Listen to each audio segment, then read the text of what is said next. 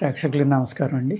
రక్తం లేకపోవడం చాలామందికి రక్తహీనత అనే ప్రాబ్లం పెరుగుతుందండి.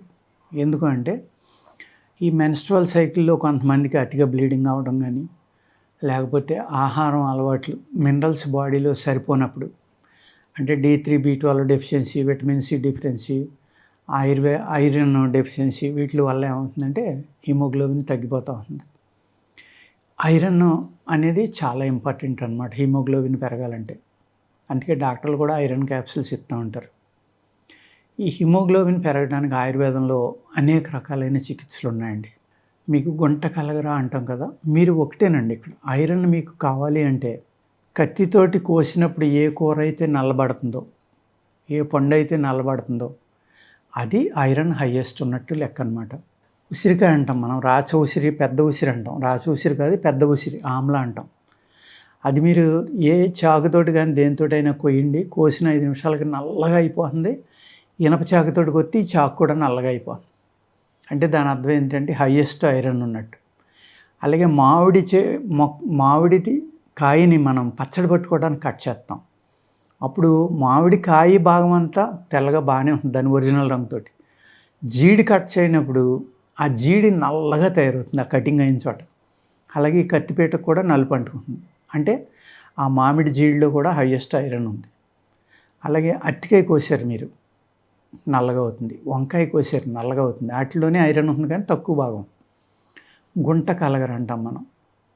గుంట కలగర అనేది జుట్టు నల్లబడడానికి కానీ, జుట్టు ఆరోగ్యం కోసం కానీ స్త్రీలందరికీ పరిచయం ఉన్నది గుంట కలగర. కానీ దాన్ని పప్పు వండి తీసుకోవడం కానీ, లేకపోతే ఈ గుంట కలగర ఒక 5 చిగుళ్ళు 5 మిరియాలు కలిపి నూరి రోజు తీసుకోండి.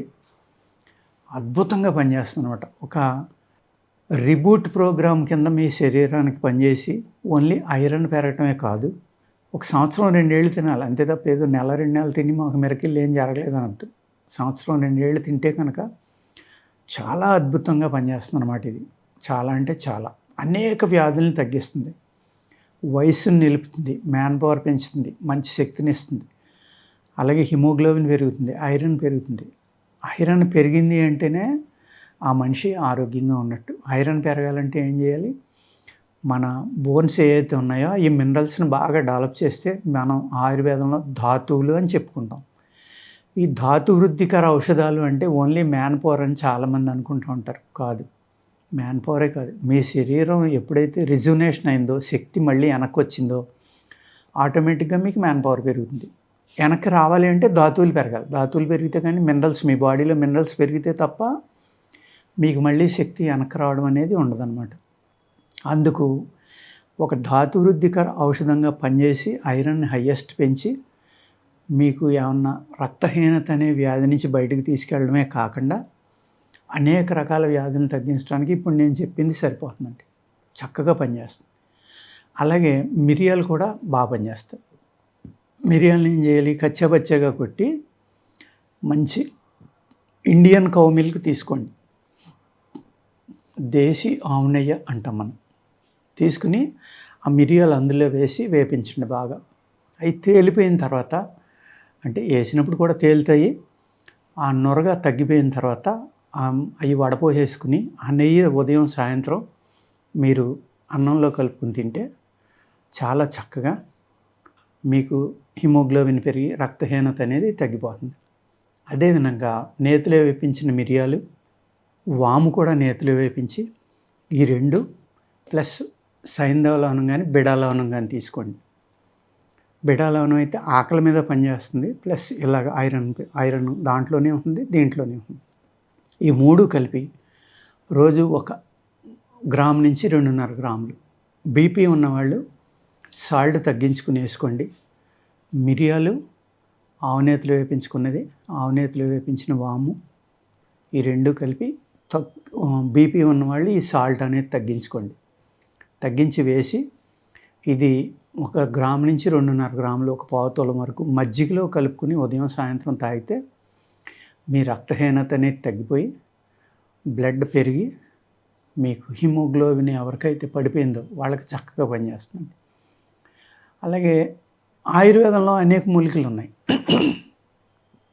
రక్తం పెరగాలంటే మీకు చక్కని స్వీట్ ఒకటి చెప్తాను వినండి. మంచి సిరప్ అనమాట. చాలా బ్రహ్మాండంగా తాగొచ్చు. క్యారెట్ ఉంటుంది కదండి, క్యారెట్ని తీసుకోండి. దాన్ని జాగ్రత్తగా కాస్త ఉప్పు, పసుపు వేసి సోడా అలాంటి నీళ్ళలో కాసేపు నానబెట్టి చక్కగా కడగండి. ఎందుకంటే భూమి నుంచి తీస్తాం కదా, భూమిలో ఏమన్నా ఫంగల్ కానీ, బ్యాక్టీరియా కానీ, వైరస్లు కానీ ఉంటే అవన్నీ పోతాయి. అలా కడుక్కుని పైన తొక్క చెక్కేసి పూర్తిగా దాన్ని ముక్కలుగా కొట్టి కుక్కర్లో ఉడకబెట్టుకుని, నీళ్ళల్లో ఉడకబెట్టద్దు, నీళ్లు పోయకుండా ఆవిరి మీద ఉడకబెట్టుకోండి దాన్ని కుక్కర్లో. రైస్ ఎలా వండుకుంటారో అలాగా రైస్లో నీళ్లు పోతాం, దీన్ని నీళ్లు పోయకుండా ఉడకబెట్టండి మెత్తగా పేస్ట్ అయ్యేలాగా. అలాగే యాపిల్స్ తీసుకుని అవి కూడా మీరు ఈ సాల్ట్, పసుపు, వెనిగర్, ఉప్పు ఇలాంటివన్నీ వేసి ఒక 10 నిమిషాలు వదిలేసి శుభ్రంగా క్లీన్ చేసుకోండి, కడగండి. లేకపోతే ఏమవుతుందంటే హయ్యెస్ట్ స్ప్రే చేసేది యాపిల్, పామ్గ్రానైట్, ద్రాక్ష. అవి కడుక్కోకుండా తింటే అంతకంటే ప్రమాదమైన ఆహారం ఇంకోటి లేదు. చాలా అంటే చాలా ప్రమాదం. అందుకు దీన్ని ఒక 10 నిమిషాలు నేను చెప్పిన ఇవన్నీ వేసి అందులో ఊరనిచ్చి నాననిచ్చి శుభ్రంగా మంచి వాటర్లో కడిగి తుడిసేసిన తర్వాత చెక్కు తీసేసి లోపల గింజలో ఆ లోపలదంతా తీసేయండి. దాన్ని కలిపి ఏదైతే చెప్పాను నేను క్యారెట్, దాన్ని మిక్సీలో కొట్టేసుకోండి బాగా ఉడికాక. దీన్ని కూడా మిక్సీలో కొట్టండి. రెండు కలిపి ఒకటి క్యారెట్, ఒకటి యాపిల్, ఒక వంతు షుగర్ కానీ లేకపోతే పటిక బెల్లం కానీ, ఈ చూర్ణం 3 వేసి పొయ్యి మీద బాగా ఉడకబెట్టండి గట్టిపడేదాకా. దాన్ని ఒక హల్వా టైప్లో చేసుకుంటే నిల్వ ఉంటుంది అన్నమాట, పాడవకుండా. ఇంకా బాగా నిల్వ ఉండాలి అంటే 50% ఈ రెండు భాగాలు కదా, ఒక 2 భాగాలు చక్కెర వేసుకుని ఉడకబెట్టుకుంటే అదే న్యాచురల్ ప్రిజర్వేటివ్స్ కింద ఉండి. ఒక చిటికెడు ఉప్పు వేసుకోండి కావాలంటే, అందులో కొద్దిగా మిరియాల పొడి వేసుకోండి. మంచి సిరప్ అన్నమాట ఇది. డైలీ ఉదయం సాయంత్రం కనుక మీరు తీసుకున్నారనుకో, మీ గుండె బలానికి ఒక అద్భుతమైన టానిక్ ఇది. అట్ ద సేమ్ టైము మీ రక్తశుద్ధికి కానీ, రక్తం పెరగడానికి కానీ కూడా చాలా బాగా పనిచేస్తుంది అన్నమాట. ఇది పిల్లల కాడి నుంచి పెద్దవాళ్ళ దాకా అన్ని ఏజ్ గ్రూపుల వాళ్ళకి మీరు ఇవ్వచ్చు. న్యాచురల్ ప్లస్ అద్భుతంగా పనిచేసి, గుండె మీద పనిచేసి ఒక చక్కని టానిక్ అనుకోండి.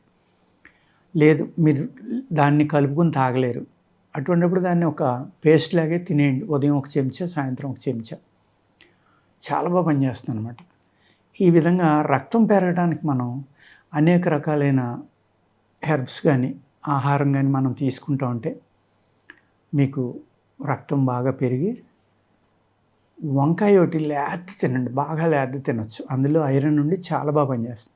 గింజ పట్టిందంటే పైత్యం పెరిగిపోయి ఇది అమృతం, అది విషం. అంత జస్ట్ లేత వంకాయకి ముదర వంకాయకి అంత డిఫరెన్స్ ఉంటుందండి. అంచేత లేత వంకాయ కూడా ఎక్కువగా తింటూ ఉంటే మీకు ఈ రక్తహీనత అనేది తగ్గి రక్తం పెరిగి చక్కగా ఉపయోగపడుతుంది. నమస్కారం.